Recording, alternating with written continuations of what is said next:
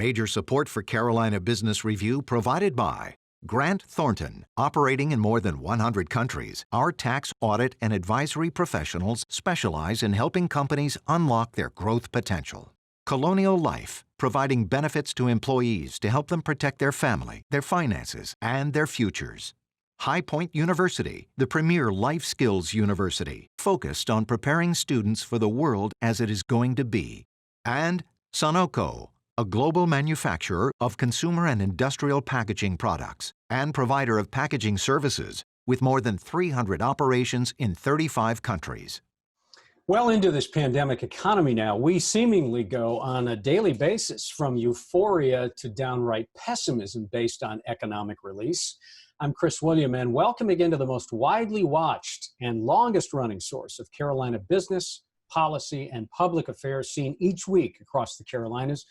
For 30 years now. Thank you for supporting it.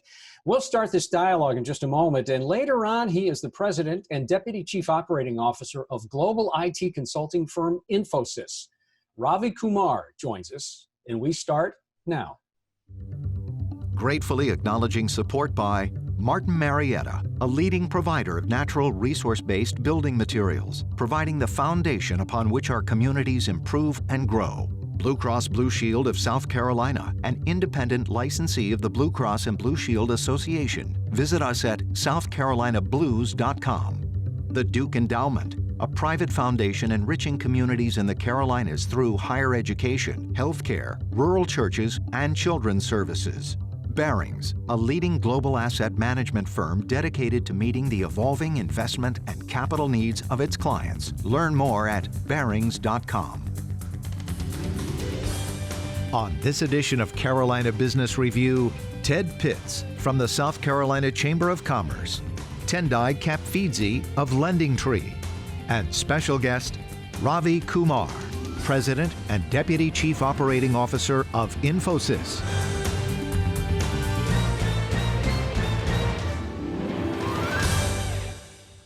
And welcome again to our program. Tendayi, Ted, good to see you both, and welcome to the dialogue. Ted, let me start with you. South Carolina was one of the first states to open in the country, certainly the South, and now is getting some pressure, both in the court of public opinion, but in general about the rise across all 46 counties in COVID cases. What are you telling Governor McMaster now about that? How do you advise or guide him? Yeah, so first I would tell you the governor has taken the right approach. When he slowed the economy down, he did it slowly. And then as he opened things up, he's done it responsibly. So, when we talk to the governor and his team, we think they've taken the right approach to keep South Carolina's economy as vibrant as possible during these times. So, when you hear folks talk about what can we do, we promote and say, hey, wear face masks, do what you need to do so we can get our kids back in school. Mm-hmm. But when you look at our economy, the tourism industry obviously has been hit somewhat, and the hospitality industry has as well. Here as we're in the peak season. But, we've really tried to manage the best we can, and there's no silver bullet that does it and makes it better. But, a lot of little things coming together have been able to make it better. But, the economy, again, employment, when you look at it, we've got a lot of unemployment, but, in a tough time, we think the state by and large has done a good job. Tendayi, is there some economic model now that has emerged during all of this that says the best way forward is to pull this lever and to do this to make sure, as Ted described, some of the social aspects of reopening and people at risk, but also the balance of not just killing the golden goose and undermining business? Is there a way that we need to be thinking about this differently? Yeah, I think that, it's a false trade-off, right? To think of the economy versus the virus. At this point in time, the virus is the economy. It's the driving factor in the economy. And until you get a handle on that, you really can't go back to a properly functioning economy. Some states did shutdowns more extensively than others. What the research shows is that economic activity slows down significantly even without a shutdown. The problem is when you don't do a strong shutdown is, let's say you prevent like 90% of the cases of infection by just people, their own behavior changing. that little 10% opening that you leave is where you kind of seed the virus to kind of persist and persist and persist. So, it's a false choice between like, either we keep the economy going or, we have to stop the virus. You have to stop the virus to get the economy going. And I'm not really familiar with what happened in South Carolina, but I think generally in the United States, the policy response to the healthcare crisis has been very poor. And if you compare the US to, other countries that handle this better, they have less cases and their economies are on the way back. So I think a lot more could have been done, should have been done, and the economy would be in a better place for it. I don't want to chase this down a rabbit hole, Ted, but it's worth asking you, why have we seen, and this is obviously a social question, more of the softer science, why do you think we've drawn these stark battle lines around either wearing a mask or not wearing a mask? It seems to have come down to that for a lot of people, and there are very acute debates around that. Yeah, so I mean, it's unfortunate. We live in a hyper political environment, and you see it in Congress, you see it in D.C., and it's really disappointing. You're shortchanging Americans and South Carolinians when you make something so political. I mean, the facts are the facts, right? This is a respiratory-borne virus, and people need to wear a mask, and it shouldn't be political. And unfortunately, it's become political. But ultimately, we think, the state, if you look, we're getting ready to restart schools or have just restarted schools in some cases.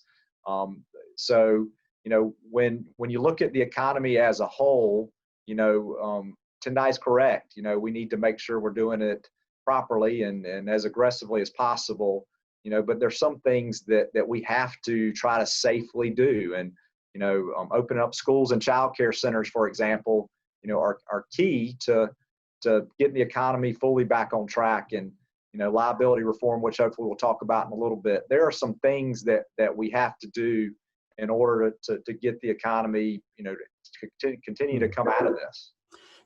Tendayi, I want to come to something that you know pretty well, and that's probably an understatement. That's this idea of mortgage financing and cost of interest rates, et cetera, but also housing. Housing, to say it's been a bright spot is probably an understatement. Surprisingly strong in so many markets, and not just in the Charlottes or the Raleighs, but all of the seemingly large urban cores in both North and South Carolina and across the country. Is this some type of delayed reaction for housing that it continues to be strong, but, and I don't want to put words in your mouth, but will slow down or will feel the effects of the slowdown across other industrial sectors? Yeah, so, I think the housing story is a bit overdone. We still have, activity below where it was prior to the virus. 2020 is probably still going to be a down year compared to 2019. It certainly has outperformed relative to other sectors of the economy and has recovered, I think, a little bit faster than many people expected, including myself. A lot of that, of course, has to do with the interest rates, right? So low rates, basically, they create activity, right? So they attract a lot of people into the market. But not all this activity is actually going to translate into home sales. So one of the metrics that people are watching really closely is mortgage applications. And that's the metric that really has shot way higher than it was in 2019, up about 20% or thereabouts. But you're not going to see actual home sales up 20% this year versus last year. What's happening with mortgage applications is that because rates are so low, you're creating a lot of, I'll call it speculative behavior or shopping behavior on the part of consumers. Many people are just kind of like, well, let me see if I can get approved and then maybe I'll buy a house. So a lot of these applications are not going to actually turn into home sales. So I think the housing story, it's a little bit overdone. It's driven by interest rates, which is generating a lot of mortgage applications. But certainly it's a bright spot when you compare it to the majority of the economy. You wouldn't expect it to hit the wall either, would you, to go completely the other way as strong as it's been, or would you? No, I don't think you'd get kind of a plunge similar to what we saw earlier in the year once again. I think we're kind of, we've had this kind of bounce back in housing activity, and then we're going to have, a slow and steady recovery. The real wild card for housing, of course, is the employment picture. If you don't have a job, you can't really qualify for a home loan. So what's concerning to me is when we look at the employment picture, initially we had a lot of temporary layoffs. People were getting furloughed and then expecting to relatively quickly get back to their jobs. Unfortunately, because the virus is still here, we're starting to see some of those temporary layoffs turn into permanent layoffs, and we're starting to see different types of businesses, because they're losing customers, also start to see that they have to right-size their workforce. Mm-hmm. And so I think we're in for a prolonged period of a relatively weak labor market, and eventually that will affect the housing market. What percentage, just very quickly, and Ted, I want to get back to this tort question for a minute or two, but Tendayi, what percentage of jobs, and I know this is a broad question, but what percentage of jobs would you expect not to return? 5%, 20%? Yeah, that's really difficult to say. So far we've bounced back maybe a third of the way with the latest data today, maybe a little bit more than that. But for example, about 400,000 businesses so far have permanently gone out of business. Those 400,000 businesses had about 4 million employees. So, those are like 4 million jobs. You can immediately say, well, those jobs are not in the game anymore. Now, some people are going to come and create new businesses, right? But what is the pace of that new business creation going to be? So I think we're going to see significant job loss, versus where we were prior to the pandemic. And if you think back to the financial crisis and the contraction in the economy, that was around, 4, 5, 6% contraction in the economy. And if you remember how severe that was and how difficult that was, right now, optimistically, we might get the economy back to like 90% of what it was pre-COVID, say by the middle of the end of next year. So it's going to be a significant impact on the labor market. And also there's going to be changes in the labor market. I know we're going to have a guest later on who's very into, the IT sector and technology. And I think there are going to be a lot of technological changes to the labor market. So unfortunately, a lot of these jobs are not going to come back. And I think it's going to be, in the mid millions, maybe even as high as 10 million, unfortunately. Okay, thank you. Ted, I want to quickly, we've got about a minute left. I want to get to, you made mention about tort and tort action and COVID exposure in the workplace, and how the 2/3 of, and I know this is the case in North Carolina, 2/3 of business owners are concerned for that type of legal action. How do you take steps to make sure that those concerns are heard, but don't end up clogging the courts unnecessarily? Yeah, so North Carolina's passed 2 bills that actually provide some safe harbor protection for good actors. In South Carolina, we haven't acted yet. Our General Assembly there's a bill that's been introduced, but it hasn't been acted on. In DC and Congress, Mitch McConnell called it his red line. It appears the administration obviously has walked away from that. It's a concern. If you really want to get the economy back open and running, you tell that child care center that if you do the right things, you can open back up, but you don't have to worry about frivolous lawsuits coming at you. And quite frankly, most South Carolina small businesses, Tendayi talked about those that have already gone out of business, they're one lawsuit away from shutting down. So when we look at liability reform, we need action on the state level, like they've done in North Carolina and Georgia and Mississippi and other states in the Southeast, and Governor Cuomo in New York's done something by executive order. And then we need something on the federal level as well if we really want to get this economy back started. Joining us now is someone that has more than a passing interest in the consulting business. He sits on top of one of the largest global IT consulting businesses in the world, certainly in the Southeast and in the U.S. He is president and deputy chief operating officer of global IT giant Infosys. He joins us now either on the run or safely in his car. We welcome Ravi Kumar. Ravi, nice to see you. Thank you, Chris. Thanks for the opportunity. And I'm sorry, I'm in a car. I misjudged the traffic in New York That's okay. For an emergency. Thank you for this opportunity to talk to you. Thank you, Ravi, and thanks for joining us. I know you got a lot of things going on. Ravi, let's start with the obvious question. So we're well into a pandemic economy, as we were just talking about a few minutes ago. McKinsey, Infosys, Boston Capital, et cetera, these very large consulting businesses now have businesses that seem to have a secular change in their business model, blowing up either good or bad. So what are you telling business clients and customers now? So Chris, this is an interesting inflection point, I would say, for the future of workplaces and workforce. for generations, in spite of multiple revolutions, including the Industrial Revolution, work really has not changed. It has gone to physical locations and physical places where people worked. That's how work was delivered. I think this is going to be that inflection point where you're going to find work to transition to a hybrid model, because by force, we were moved from a physical world to a virtual world. And what we learn out of the virtual world is going to apply to a future model. We will reset ourselves to the future, and that future will be a hybrid workplace. So the hybrid workplace gives us an opportunity of a lifetime. It could modularize work, disperse work across the spectrum from urban America to rural America, because you could actually move work virtually. So it's going to be much more diverse and much more inclusive. And it would move work from a full-time employee and a full-time worker to a gig worker in the corporate world. So it's a phenomenal transition. And ironically, the health crisis has made us do this. The second thing which I would say about work is in the last 5 years or so, work was transitioning to a human plus machine endeavor, because there was a lot of AI and automation in the workplace. And this pandemic is going to make that gradual shift to a sudden shift. And we're going to see an exponential curve in terms of embrace of AI and automation technologies in workplace. So the humans are going to switch to machines plus humans in an endeavor as you go to the other side of the health crisis. So that's what is going to happen to work. Work is going to become modular. It's going to be distributed, very pervasive. It's going to give us an opportunity to make workplaces much more inclusive. Workplaces are going to get very hybrid.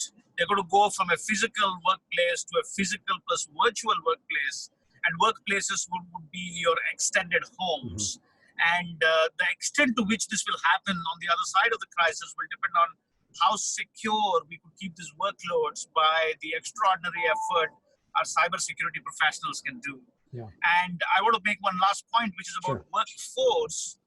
Workforce historically was about problem solving and solving issues which are related to enterprises. Workforces will switch from problem solving to problem finding, because you're going to find an endeavor of finding new problems as a human effort. So that's broadly what will happen. These are three dimensions of an enterprise which are going to tectonically and secularly change for a better future. All right, we're going to give our panelists a chance to wade into this. Ted, you want to start, and then Tendayi?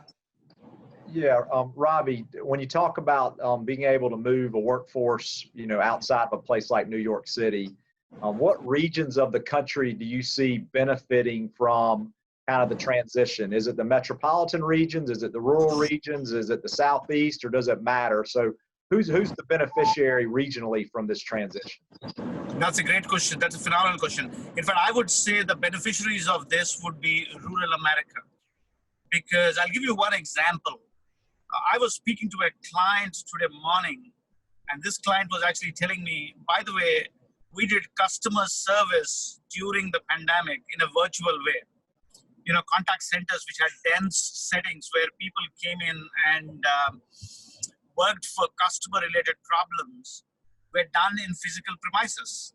With digital platforms, customer service could be done by a part-time employee, by a gig worker in any part of the US. So rural America will benefit significantly, as long as you have the infrastructure and you have the people and the talent to cater to.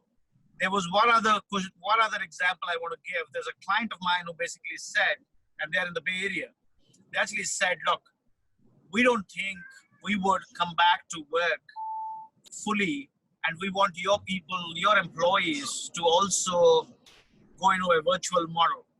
We transitioned that work to North Carolina, Raleigh, where we have a big hub. We have 1,300 employees we hired in the last 2 years since we made the announcement in the state of North Carolina for 2,000 jobs in 2018.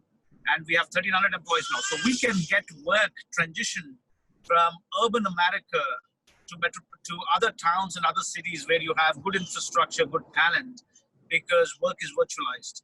So it's a very, very unique opportunity. You know, Silicon Valley companies keep saying that they can't hire a diverse workforce because the local populace in the Bay Area is not diverse enough.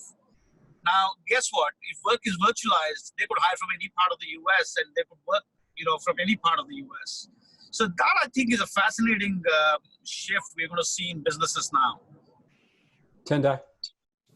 Ravi, you gave a very compelling view of the future. You know, I think you're exactly right.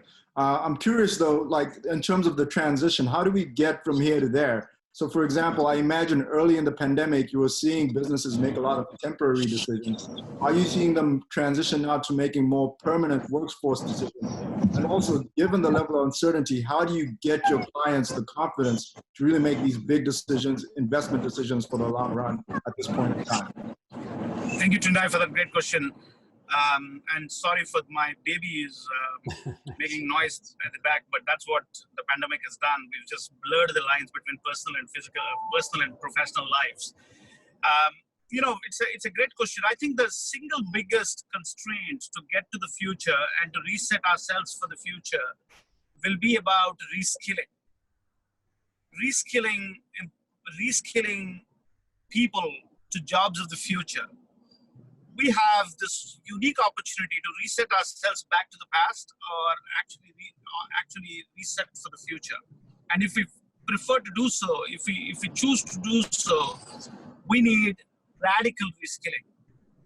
One of the things we did, and it's just coincidental that in the state of North Carolina, we made an announcement yesterday, literally yesterday, that Merit America and Infosys are going to come together to hire people on skills and not on degrees. There are 40 million people in the United States who lost jobs in the last few months since the health crisis. It has led to an economic crisis. And I would say this is our opportunity to do radical reskilling from industries which have got decimated, from work streams which have got decimated, to industries of the future, the jobs of the future. And there can never be a better time, because all the people employed today have lost their old jobs and they probably won't be able to get them back again. So reskilling in partnership with academic institutions and local state governments will be the key for us to reset ourselves for the future. And I think the state of North Carolina is very well equipped because it has one of the best vibrant ecosystems of government, academia, and enterprises who can come together. You know, I want to unpack this idea, and Ravi, of course, we're running out of time as we always do. So we got about 2 or 3 minutes left, and I want to try to get as much information. So in North Carolina specifically, your idea and Infosys' idea is you want to have ultimately 2,000 head count plus or minus in the Triangle region of North Carolina. The other thing, and I know, and I'm setting this up for viewers, is you have an arrangement with Wake Tech for training. You recently announced an NC State boot camp for some of your employees. But I want to go back to something you just said about non-degree. Elon Musk said, we are looking for people that don't need a college degree. So tell us a little bit more about that. How do you make sure that the quality of the person at Infosys is delivering what you need with the type of education that you're looking for? Chris, you know, it's an inflection point for enterprises to shift from degrees to skills. Skills have become very short-lived. You know, I call it the half-life. The half-life of skills has gone down.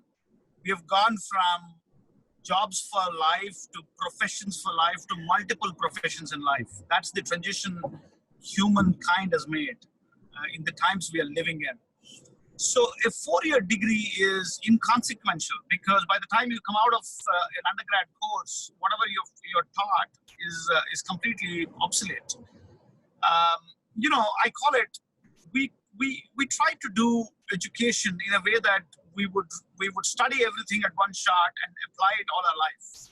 It's almost like just in case learning, just in case something is needed. Mm-hmm. We need to go to just-in-time learning and create lifelong learners in K-12 schools.